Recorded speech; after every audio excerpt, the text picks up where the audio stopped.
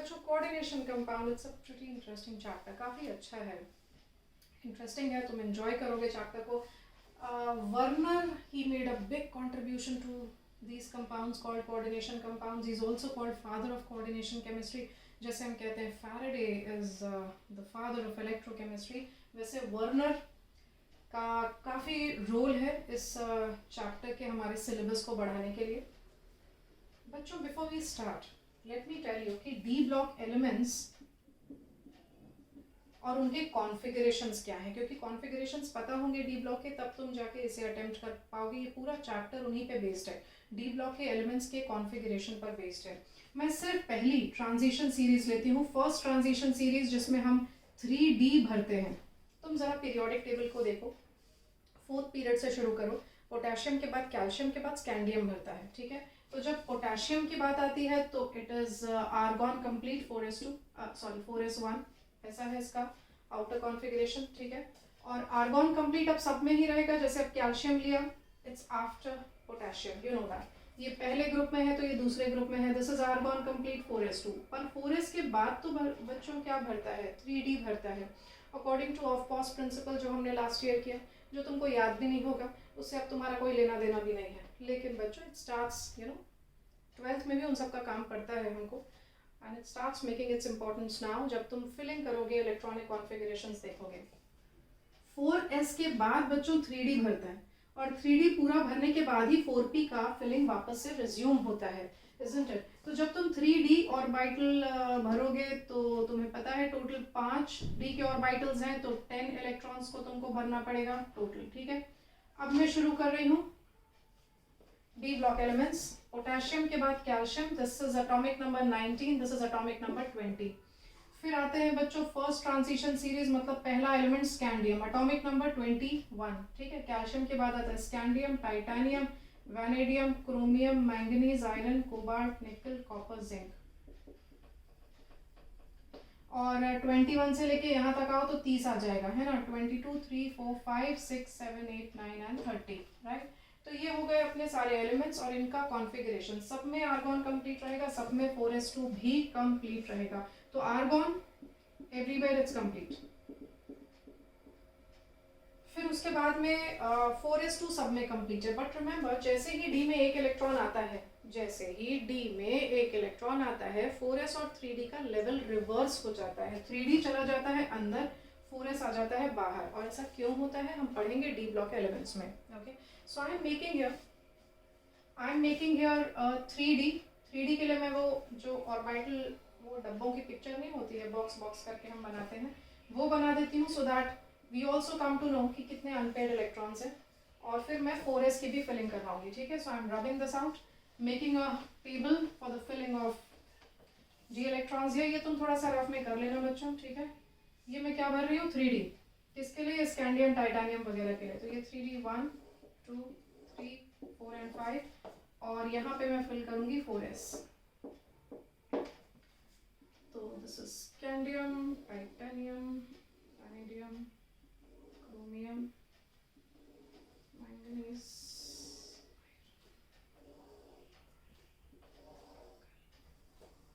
ठीक है.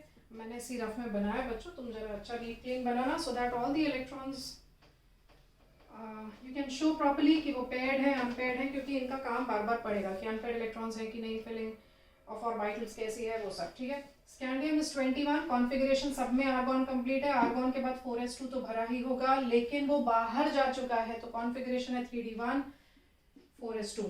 Titanium 3d2, 4s2. This is Hund's rule कि तुम पहले सिंगल फिलिंग करते हो पूरी, फिर उसके बाद में पेयरिंग शुरू करते हो. Vanadium 3d3, 4s2. Chromium 3d4, 4s2 होना चाहिए था, ऐसा होना चाहिए था, लेकिन half filled configuration is more stable, इसीलिए उसने अपना कॉन्फ़िगरेशन इस तरह का बना लिया. Manganese is 3d5, 4s2. अगर तुमको ये नहीं आता है ना, तुम बिल्कुल लायक नहीं हो केमिस्ट्री पढ़ने के, तुम गधे हो. फिर iron is 3d6, single filling करो, फिर पेयरिंग करो, और यहाँ पे 4s2. Then cobalt is 3d7, 4s2. nickel is 3d8, 4s2. Copper is 3d9, 4s2, लेकिन for the purpose of fully filled electronic configurations which are more stable, वो एक electron वहाँ से पिक करता है. 3d10 का कॉन्फ़िगरेशन बनाता है और उधर पे a single electron. And then zinc में you have all the orbitals filled. ये आर्गॉन के 18 इलेक्ट्रॉन्स थे, 18 और 2 20 हो गए और ये 10 मिला के 30 हो गए, ठीक है। तो इस तरह भी makeup for the electronic configuration of 30 electrons from scandium to zinc, ठीक। तो बच्चों ये ध्यान में रखो। अब मैं वहाँ ना लिख देती हूँ number of unpaired electrons, it's very important, ये बार बार लगेगा हमको। Number of unpaired electrons, scandium में 1, titanium 2, then vanadium 3, then chromium 6, manganese 5, iron 4, number of unpaired electrons cobalt 3, nickel 2, इधर पे 1, इधर पे 0। देख लो एक बार ढंग से, ये है number of unpaired electrons. I would like you to write down all this. पहले तो बच्चों कॉन्फ़िगरेशन लिखो, उसके बाद नंबर ऑफ अनपेयर्ड इलेक्ट्रॉन्स कितने हैं वो भी नोट डाउन करोगे। एंड यस, ठीक है। तो ये सारा लिखने के बाद we will start with this chapter. इसमें हम स्टार्ट करेंगे Werner theory, okay.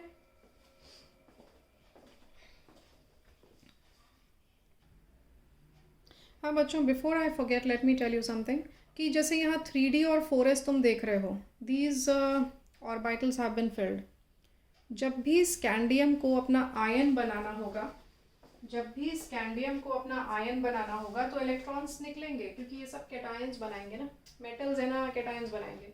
So these will all form cations. Cations mean that they will be losing electrons. तो इलेक्ट्रॉन का लॉस जो होगा ना बच्चों, वो 4s में से होगा। मैंने देखा है तुमको इस तरह से करते हुए, स्कैंडियम का कॉन्फ़िगरेशन लिखते हो argon complete, very true. Then you know 4s की फिलिंग हो चुकी थी तो 4s2 लिख देते हो, फिर 3d1 लिख देते हो, और फिर जब स्कैंडियम 1+ बनाना होता है तो यहाँ से एक इलेक्ट्रॉन निकाल देते हो, एंड दैट गोज इनकरेक्ट। समझ आई बात? ये गलत हो गया, क्योंकि अब वैलेंस ऑर्बिटल तुम्हारा 4s हो चुका है। तो 4s now is the one जहाँ से तुम इलेक्ट्रॉन्स निकालोगे, that becomes the outermost and the valence shell, मतलब ऑर्बिटल। वहाँ से इलेक्ट्रॉन निकलने चाहिए। तो अगर स्कैंडियम 1+ बनाना है तो 4s में से एक निकलेगा, 2s बनाना है तो 4s में से 2 निकलेंगे, 3+ बनाना है 3+ करोगे तब ये तीनों निकल जाएंगे। टाइटेनियम 2+ बनाना है तो 4s में से 2 इलेक्ट्रॉन निकलेंगे। क्रोमियम 1+ बनाना है तो यहाँ से एक इलेक्ट्रॉन निकालो, 2+ बनाना है तो फिर निकालो 3+, 4+, 5+, 6+, लाइक दैट। तो इस तरीके से बच्चों तुम इलेक्ट्रॉन का रिमूवल करोगे। First the electrons should be removed from the outer 4s and then from 3d.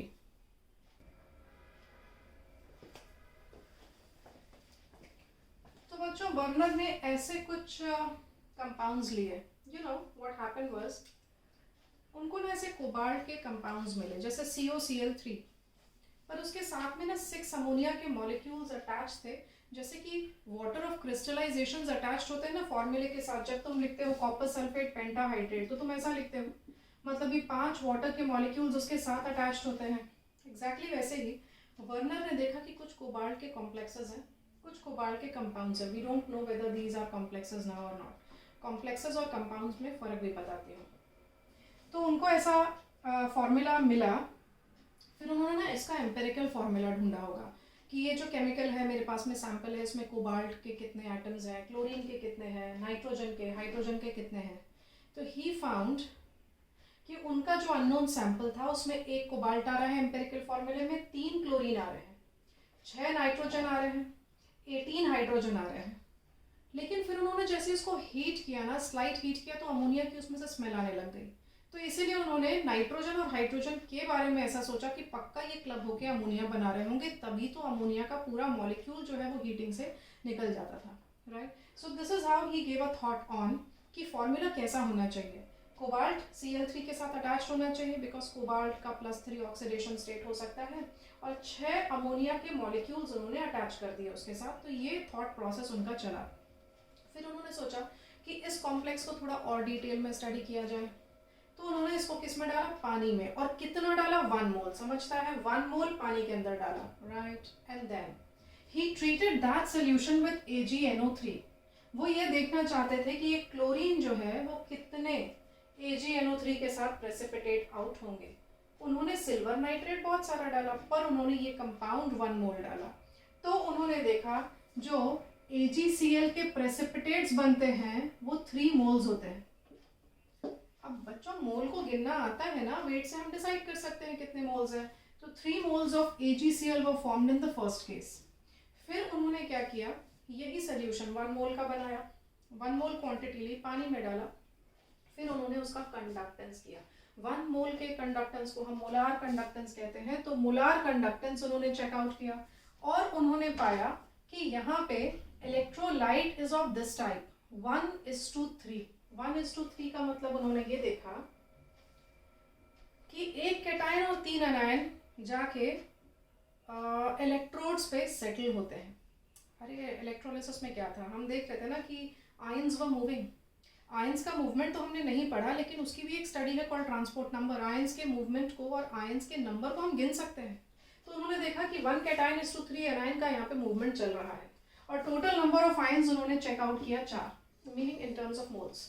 अगर ये 1 मोल है तो उन्होंने 1:3 का इलेक्ट्रोलाइटिक रेशो देखा, कैटायन वर्सेस एनायन, ठीक है, ये कैटायन का, ये एनायन का, total number of ions produce were 4। तो उन्होंने फॉर्मूला प्रिडिक्ट किया। वो फॉर्मूला इन्होंने कैसा प्रिडिक्ट किया, ध्यान दो।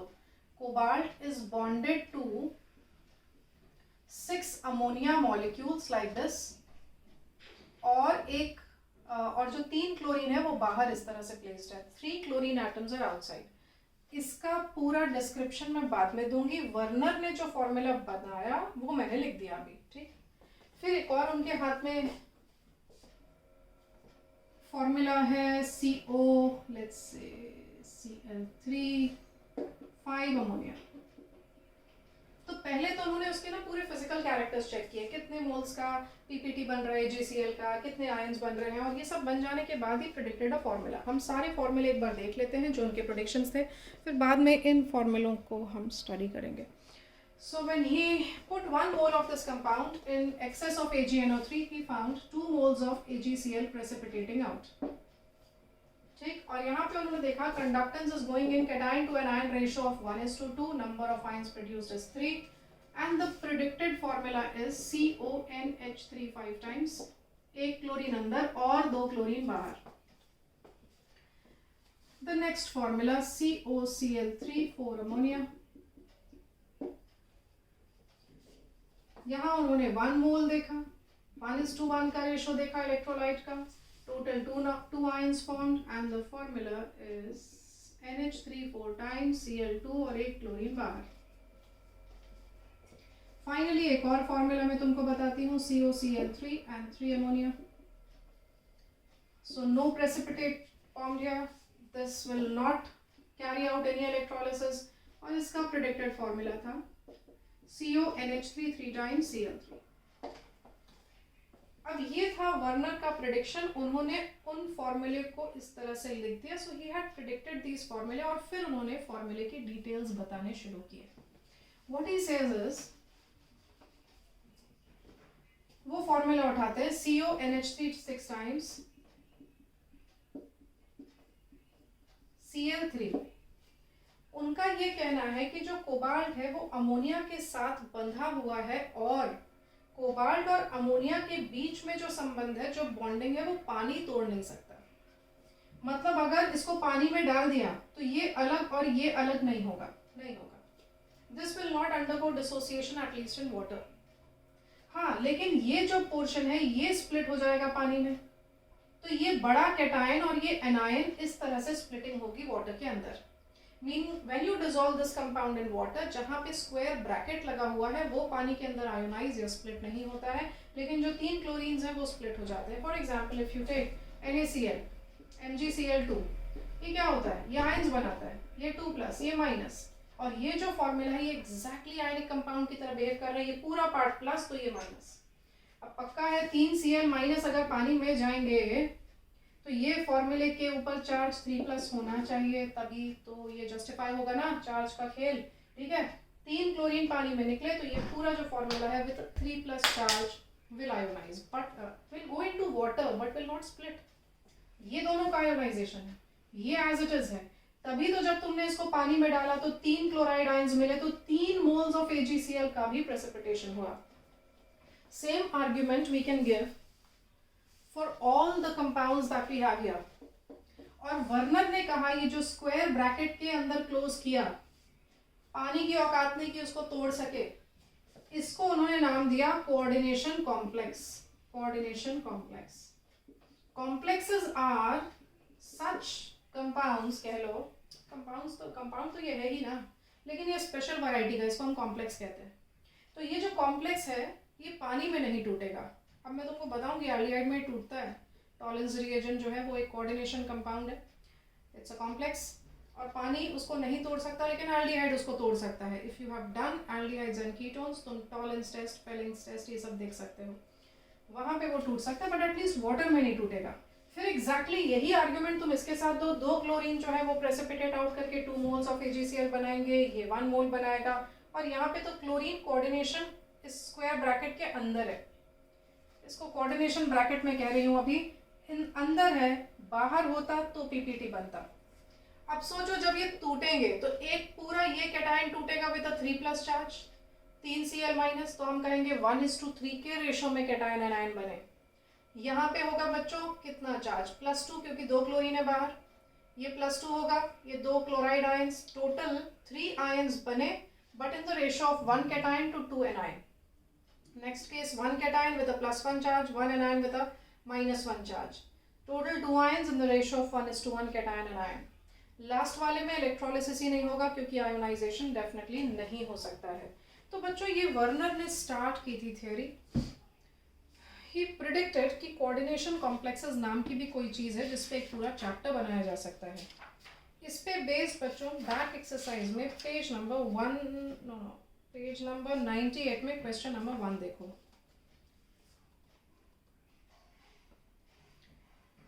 Page number 98, question number 1. It's based on a similar type. थोड़ा सा और इन्फॉर्मेशन देती हूँ बच्चों, फिर ये हम सॉल्व करते हैं।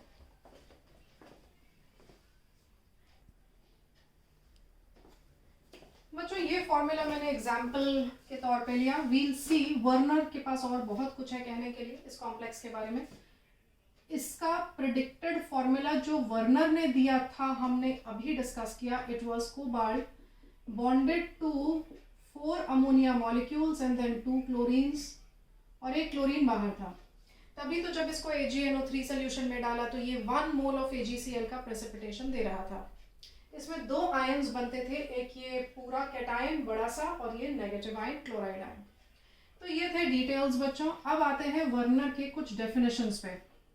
He says this part, this entire part, यहां से लेके यहां तक, it's a coordination sphere। उनका कहना ये पूरा coordination sphere है, और जो बाहर लगा हुआ है वो ionization sphere है, right? So this portion is coordination sphere. It is also called coordination entity। और ये बाहर वाला आयोनाइजेशन स्फीयर, क्योंकि वो पानी में जाके आयोनाइज हो सकता है ना, ये तो निकल सकते हैं पानी में, स्प्लिट आउट हो सकते हैं। This is ionization sphere. Coordination sphere के अंदर जो होता है उसको कहते हैं कोऑर्डिनेशन कॉम्प्लेक्स,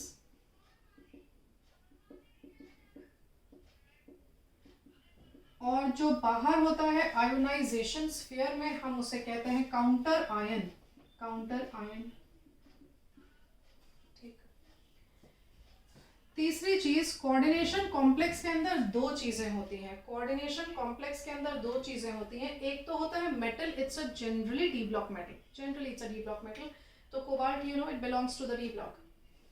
तो कोबाल्ट बच्चों डी ब्लॉक का हो गया, और जो रिमेनिंग तुम देख रहे हो वो है लिगैंड्स। रिमेनिंग जो तुम देख रहे हो अमोनिया के मॉलिक्यूल्स, 2 Cl के एटम्स, ये सब कहलाते हैं ligands. Okay, so this is cobalt with some charge. इसके ऊपर बच्चों चार्ज है, ध्यान दो कैसे मैंने चार्ज निकाला इसके ऊपर। ये पक्का +3 है, क्योंकि +3 और ये -2, 2 क्लोरीन अंदर है और क्लोरीन पक्का नेगेटिव -1 ऑक्सीडेशन स्टेट के हैं।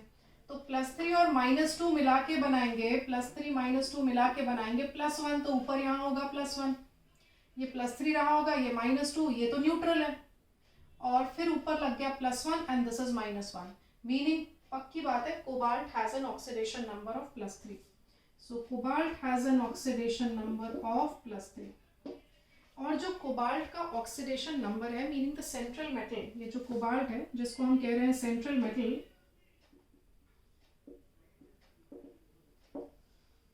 तो सेंट्रल मेटल का ये जो +3 चीज है ना, इसको हम कहते हैं primary valency.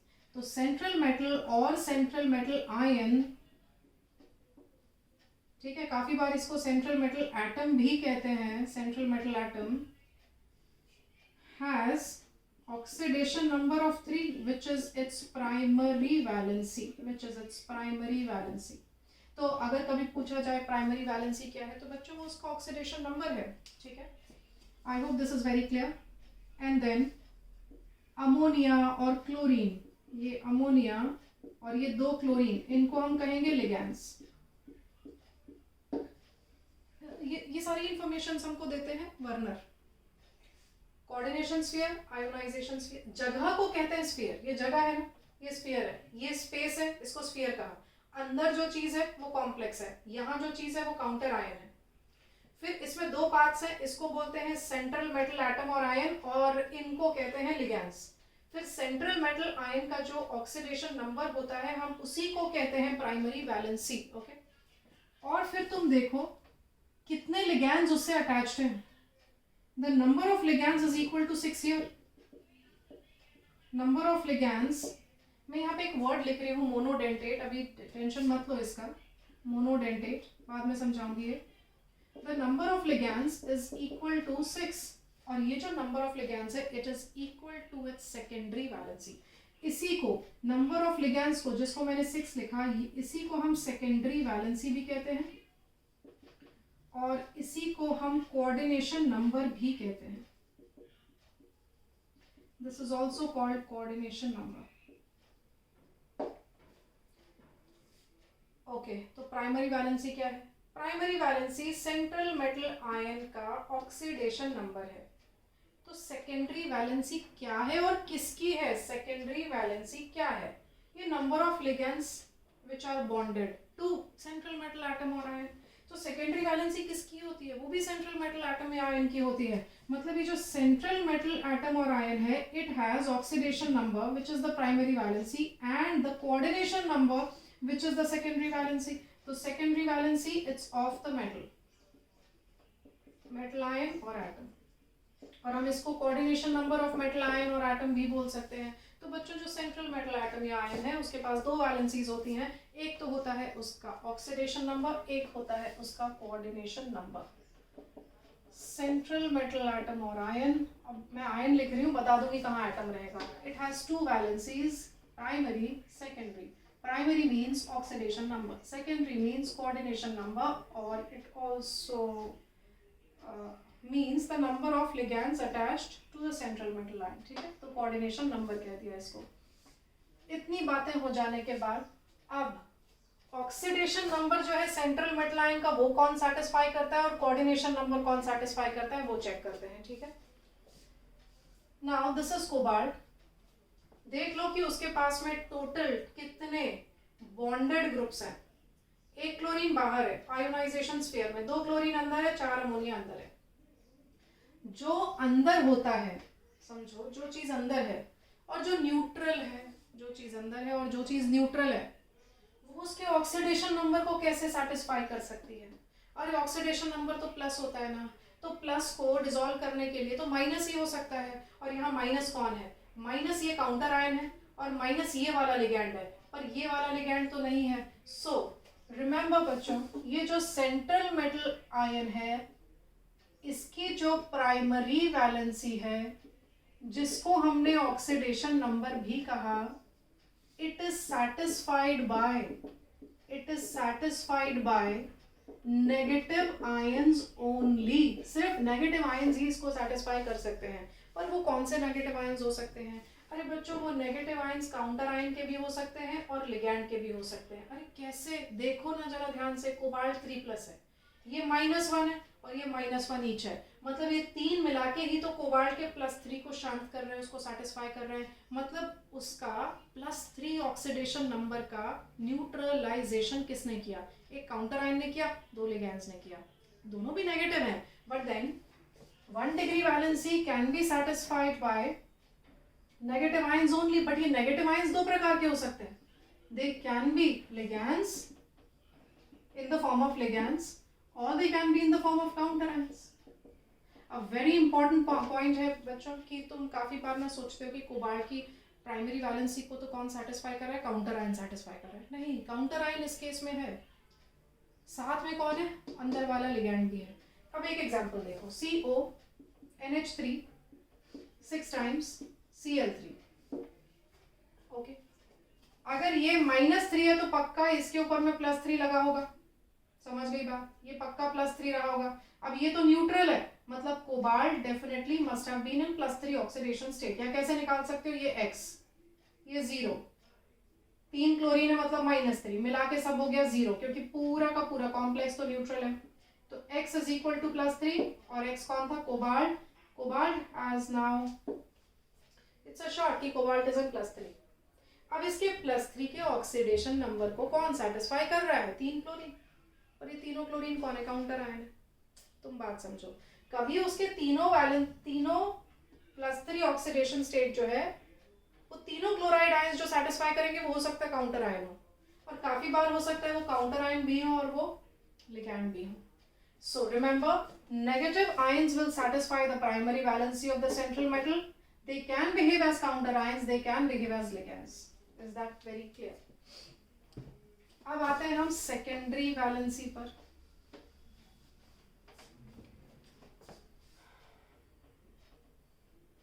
Cobalt also has a secondary valency, which is called coordination number. और coordination number strictly and strictly inside the square bracket मिलता है. इसके अंदर ये पूरा का पूरा सेकेंडरी वैलेंसी है, मतलब कोबाल्ट को ये 4 अमोनिया 2 क्लोरीन मिलके इसकी सेकेंडरी वैलेंसी को सेटिस्फाई कर रहे हैं. तो जो कोऑर्डिनेशन नंबर होगा बच्चों वही उसकी सेकेंडरी वैलेंसी होगी. Remember, secondary valency is always satisfied by ligands, never by the counter ions. Is always satisfied by ligands. It was a very important note बच्चों. बस यहीं से शुरुआत होती है कोऑर्डिनेशन कॉम्प्लेक्सेस की, इन सब डेफिनेशन से, and then the chapter is, I mean, बस इसी पे बेस्ड है. मेटल है, लिगैंड है, नाम लिखो, नेचर जानो, बॉन्डिंग जानो, खत्म. फॉर्मूला है, काउंटर आयन है, आयोनाइजेशन स्फीयर है, कोऑर्डिनेशन स्फीयर है. इसके अंदर के लिगैंड, इसको काउंटर आयन कहेंगे. इसके पास 2 वैलेंसीज होती है, प्राइमरी एंड सेकेंडरी. प्राइमरी उसका ऑक्सीडेशन नंबर है, सेकेंडरी उसका कोऑर्डिनेशन नंबर है. सेकेंडरी वैलेंसी को सेटिस्फाई करने वाले सिर्फ और सिर्फ लिगैंड्स होते हैं. प्राइमरी वैलेंसी को सेटिस्फाई करने वाले नेगेटिव आयंस होते हैं, चाहे वो लिगैंड हो चाहे वो काउंटर आयन हो. मैं कुछ एग्जांपल्स लूंगी बच्चों, इसमें तुमको प्राइमरी सेकेंडरी वैलेंसीज की क्लैरिटी काफी आएगी.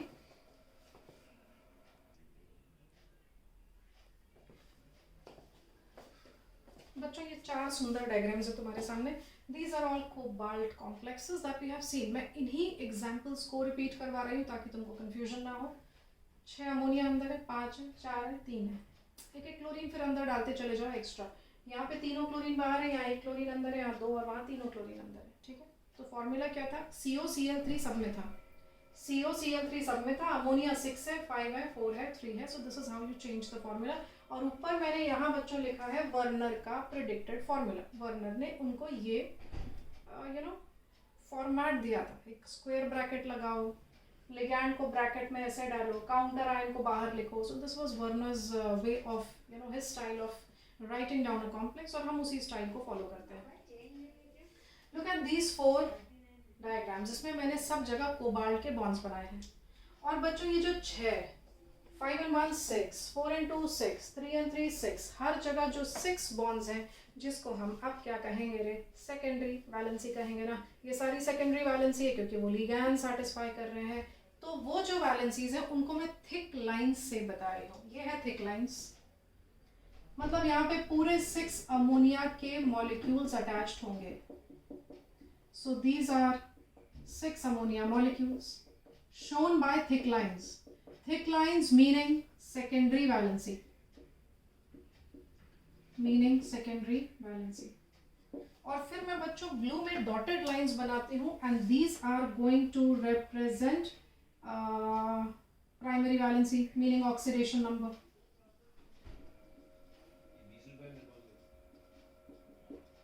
Meaning oxidation number. ठीक है, तो इन सब में मैंने थिक लाइंस ऑलरेडी बना के रखे क्योंकि 6 थिक लाइंस तो होनी ही चाहिए, because in all there are 6 ligands. पर अब मुझे प्राइमरी वैलेंसी मतलब ये 3 क्लोरीन के लिए भी इंतजाम करना है, तो ये शो करोगे बच्चों डॉटेड लाइंस, और वो कहीं पर भी शो कर सकते हो। बाकी जो 6 सेकेंडरी वैलेंसीज है वो ज्योमेट्री में अरेंज रहेंगी ऑक्टाहेड्रल। 4 प्लेन में है, एक ऊपर है प्लेन के, एक नीचे है प्लेन के। ठीक है, तो मैंने बनाया है octahedral, I will tell you the details later. This is octahedral, octahedral figure है। इसमें मैंने 3 जो डॉटेड लाइंस अब बनानी है वो कहीं पे भी बनानी है, उसके लिए मेरे पास में कोई ऐसा सोचने का कि कहाँ रहेगी, ज्योमेट्री है क्या, नहीं, वो सब कोई मुश्किल नहीं है। लिगैंड्स जहाँ पर है वहाँ ज्योमेट्री है, काउंटर आयंस जहाँ पे है वहाँ कोई ज्योमेट्री नहीं है, कहीं पे भी लगाओ। तो एक क्लोरीन बच्चों मैंने यहाँ लगा दिया, एक क्लोरीन इधर लगा दिया, एक क्लोरीन इधर लगा दिया। ठीक, I hope it's very clear. Secondary valencies thick lines, dotted lines blue में जो है वो प्राइमरी वैलेंसी है, it's the oxidation number. Next case में आते हैं। 5 अमोनिया मॉलिक्यूल्स जो लिगैंड्स हैं, they are satisfying the secondary valency. ठीक, और एक क्लोरीन भी सेकेंडरी वैलेंसी को सैटिस्फाई कर रहा है, एक क्लोरीन भी सेकेंडरी वैलेंसी को सैटिस्फाई कर रहा है। और कितने क्लोरीन प्राइमरी वैलेंसी को सैटिस्फाई कर रहे हैं, ये एक। ठीक है, एंड सपोज यहाँ पे बनाया मैंने दूसरा, ये दूसरा, अरे पर तीसरा भी तो है क्योंकि ये भी तो प्राइमरी वैलेंसी को सैटिस्फाई कर रहा है ना। अरे इसका ऑक्सीडेशन नंबर +3 है ना बच्चों। तो ये तो सिर्फ 2 ही क्लोरीन्स हुए, इन्होंने तो सिर्फ 2 चार्जेस को डिसॉल्व किया, स्टिल 1 चार्ज इज लेफ्ट। मतलब ये क्लोरीन सेकेंडरी वैलेंसी भी सैटिस्फाई करता है तो प्राइमरी को भी सैटिस्फाई करता है। मतलब तुम इसी में ही डॉटेड लाइन भी बताओगे, मतलब ये क्लोरीन जरा स्पेशल है, ये primary as well as secondary दोनों वैलेंसीज को सैटिस्फाई करता है। रिमेंबर, लिगैंड्स तो सेकेंडरी वैलेंसी सैटिस्फाई करते ही करते हैं, बात है प्राइमरी वैलेंसी की। तो प्राइमरी वैलेंसी कभी काउंटर आयन भी सैटिस्फाई करता है और कभी कभी तुम देखोगे लिगैंड भी सैटिस्फाई कर रहा है। तो this is also satisfying primary valency as you can see here. ठीक, नेक्स्ट केस देखते हैं। 4 अमोनिया है बच्चों, कोई भी 4 पोजीशन पे तुम अमोनिया को डाल दो। ठीक, ये 1 2 3 4 डाल दिए, तो रिमेनिंग 2 क्लोरीन जो है वो है ligands. These are negative ligands, ये सारे न्यूट्रल लिगैंड्स हैं और ये 2 नेगेटिव लिगैंड्स हैं। एक क्लोरीन जो है वो, एक क्लोरीन है बाहर,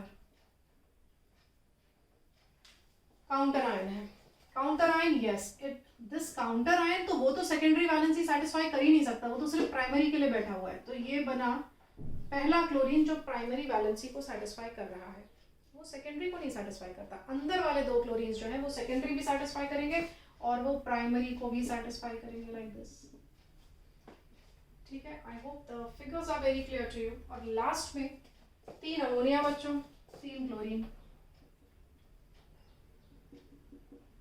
कोई भी 3 जगह अमोनिया बना सकते हो, नॉट नेसेसरीली कि मैं जहां बना रही हूँ वहीं, तुम इधर 3 जगह बना सकते हो, 1 2 3 और एनी पोजीशंस यू वांट तुम बना सकते हो। ठीक, मैंने 3 अमोनिया ऐसे बना दिए और 3 क्लोरीन मैंने ऐसे बना दिया। ठीक है, अब बच्चों तीनों क्लोरीन तो लिगैंड की तरह बिहेव कर रहे हैं, but they are also satisfying its primary valency. तो बच्चों ये था वर्नर का काम। वर्नर ने बताया एक डायग्रामेटिक रिप्रेजेंटेशन के साथ कि इनके स्ट्रक्चर्स जो कि ऑक्टाहेड्रल हैं, सेकेंडरी वैलेंसी ऑक्टाहेड्रल में अरेंज हो चुकी है, primary valency is satisfied by these dotted lines. Sometimes ligand might also behave, जैसे इस केस में ligand is also satisfying its primary valency. ठीक है बच्चों, अब आ जाते हैं उस क्वेश्चन पे जो मैंने कहा था, page number 98, question number 1।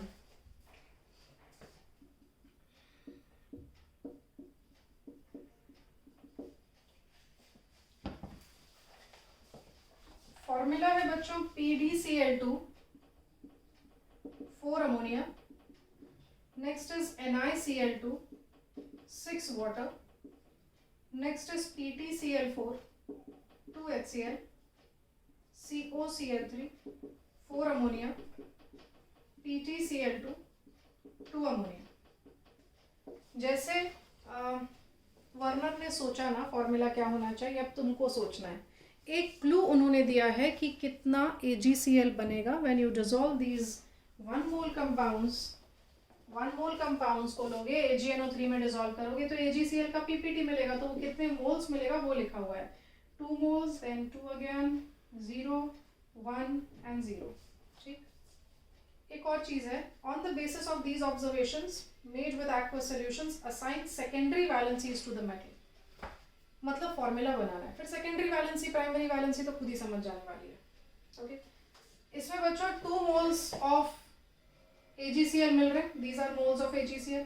2 moles of AgCl का मतलब है क्लोरीन स्क्वायर ब्रैकेट के बाहर होना चाहिए. तो इसका प्रेडिक्टेड फॉर्मूला क्या रहेगा बच्चों? PD NH3 4 टाइम्स ब्रैकेट के अंदर. Okay. And then 2 chlorines outside. तभी तो जब इसको पानी में डाला गया होगा, AgNO3 के साथ ट्रीट किया होगा तो 2 मोल्स ऑफ AgCl बने होंगे. राइट. ये भी 2 बोलता है, मतलब निकल के पास पूरे वाटर मॉलिक्यूल्स हैं अंदर 6 times. What you have is 2 chlorines outside. ये बोलता है 0. कोई भी क्लोरीन प्रेसिपिटेट आउट नहीं हो रहा, मतलब इसके दोनों क्लोरीन यहाँ के और 4 क्लोरीन यहाँ के अंदर है बच्चों. तो फॉर्मूला एक्चुअली इसका है PtCl6. अब एक मिनट जरा ध्यान दो. यहाँ पैलेडियम का ऑक्सीडेशन नंबर देख रहे हो. अगर ये 2 क्लोरीन से जुड़ा है तो पक्का पैलेडियम इज +2. निकल 2 क्लोरीन से जुड़ा है, निकल is +2. Platinum is +4. It should B +4 here. Cobalt is +3 here. Platinum is +2 here. अरे तुम इनको देख के समझ जाओ ना ऑक्सीडेशन नंबर क्या है. PdCl2 meaning +2 and so on. ठीक है. PtCl2 meaning +2. तो ये सब तो न्यूट्रल है. तो यहाँ से तुम इनके ऑक्सीडेशन नंबर को पहचान लिए. चलो क्विकली देखते हैं. ऑक्सीडेशन नंबर +2 ये है, ये 0. मतलब इस पूरे कॉम्प्लेक्स के ऊपर +2 का चार्ज था, ये इसने सेटिस्फाई किया 2 क्लोरीन में. निकल ये न्यूट्रल है. निकल पे कितना चार्ज था? +2. पूरे कॉम्प्लेक्स पे चार्ज है +2, ये 2 क्लोरीन ने सेटिस्फाई किया. प्लैटिनम के पास चार्ज है +4. ये 2 और 4 क्लोरीन सब मैंने अंदर डाले क्योंकि बोलता है नो PPT. क्लोरीन 6 हो गए. ये +4 समझता है, ये -6. राइट. सो +4 -6 मिला के ऊपर कितना चार्ज रहा होगा? -2. -2 को सेटिस्फाई करने के लिए H+2 आए होंगे, इसीलिए H2. समझा? अरे जैसे SO4 2- होता है ना, SO4 2- को सेटिस्फाई करने के लिए H2 लगाते हैं, H2SO4 बनाते हैं. बस वैसे ही PtCl6 is 2-. To satisfy the 2- charge I have put here H2, क्योंकि वही अवेलेबल है ना यहाँ पे. ये H अवेलेबल है, वो मैंने लगा दिया. आई होप इट्स वेरी क्लियर. ये लिखना बच्चों ठीक से. COCl3 4 अमोनिया, ये तो तुम्हारे सामने ही है. COCl3 4 अमोनिया में जस्ट 1 सिंगल प्रेसिपिटेशन, मतलब ये फॉर्मूला रहा होगा. ठीक है. तो CONH3 4Cl2 और एक क्लोरीन बाहर.